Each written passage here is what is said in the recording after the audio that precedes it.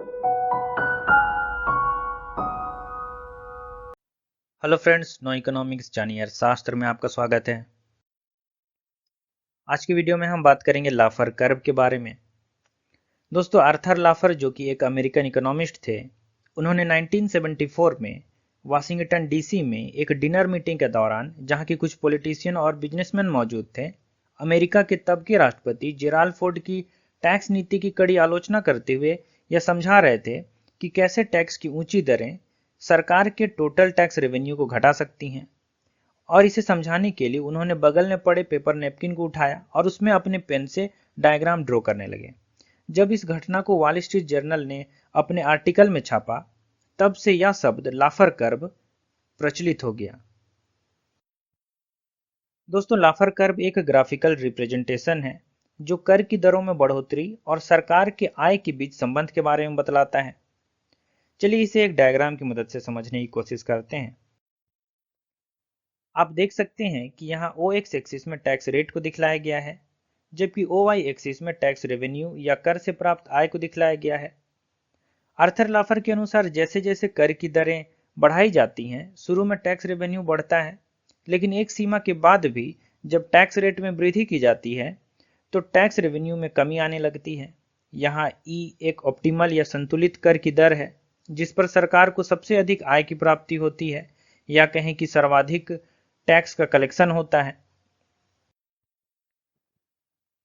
अब एक बात तो समझ में आती है कि जब कर की दरें कम हो या लोगों की आय में से कम भाग कर के रूप में वसूला जाए तो टोटल टैक्स का कलेक्शन भी कम होगा, कर से कम आय की प्राप्ति होगी।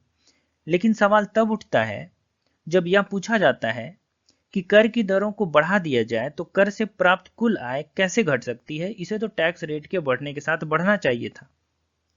तो दोस्तों, ऐसा इसलिए होता है क्योंकि एक निश्चित सीमा से अधिक कर की दर होने पर लोग टैक्स इवेड करना शुरू करते हैं, कर बचाने की कोशिश करने लगते हैं। भारत में इनकम टैक्स एक्ट के सेक्शन 80C के तहत life insurance, public provident fund, NSC इत्यादि में निवेश करने पर टैक्स बचाया जा सकता है।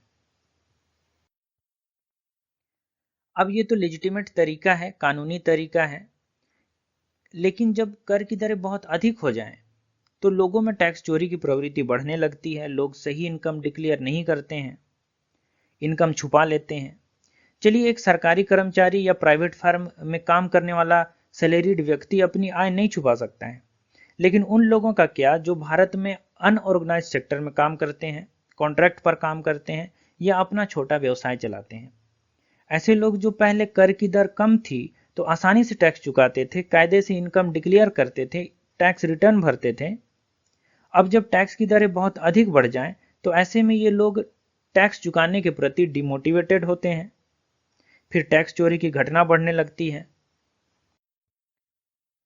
दोस्तों, जब कर की दरें एक सीमा से अधिक बढ़ा दी जाएं तो लोगों में इंसेंटिव टू वर्क यानी कि काम करने की प्रेरणा भी कम होती जाती है। मान लिया जाए कि 10 लाख रुपए की सालाना आय के ऊपर 30% का इनकम टैक्स लगाया जाता है, यानी 10 लाख रुपए के ऊपर व्यक्ति जितनी आय कमाता है उस पर उसे 30% टैक्स चुकाना पड़ता है। यानी एक व्यक्ति की आय अगर 11 लाख रुपए है तो उसे 10 लाख रुपए के ऊपर यानी अतिरिक्त 1 लाख रुपए के ऊपर 30% यानी 30,000 रुपए टैक्स चुकाना पड़ेगा। अब अगर सरकार कर की दर बढ़ाकर 50% कर दे तो उसे अपने 10 लाख रुपए के ऊपर अतिरिक्त 1 लाख रुपए पर अब 50,000 रुपए टैक्स चुकाना पड़ेगा। टैक्स की यह ऊंची दर उस व्यक्ति को यह सोचने पर मजबूर कर सकती है कि वह मेहनत करके जो पैसा कमाता है उसे उसका आधा भाग कर के रूप में ही चुकाना पड़ जाता है, तो वह एक्स्ट्रा मेहनत ही क्यों करे। इससे अच्छा है कि वह छुट्टी बिताए। दोस्तों, ऊंचे टैक्स रेट की वजह से टैक्स रेवेन्यू में कमी का एक कारण यह भी हो सकता है कि देश के उद्यमी किसी दूसरे देश में चले जाएं जहां टैक्स रेट कम हो और देश में उत्पादन बंद कर दें या उत्पादन घटा दें। तो इस तरह से जब टैक्स रेट एक ऑप्टिमल रेट से अधिक बढ़ जाए तो टैक्स रेवेन्यू घट जाता है। यानी जब टैक्स रेट 0% हो तो टैक्स रेवेन्यू 0 होगा, और टैक्स रेट 100% हो तो भी टैक्स रेवेन्यू 0 होगा। यहाँ ई एक संतुलित टैक्स रेट है। अगर टैक्स रेट इस ई बिंदु से कम रहे तो भी टैक्स रेवेन्यू कम होगा, पर तब यह संभावना मौजूद रहेगी कि टैक्स रेट बढ़ाकर टैक्स रेवेन्यू को बढ़ाया जा सकता है।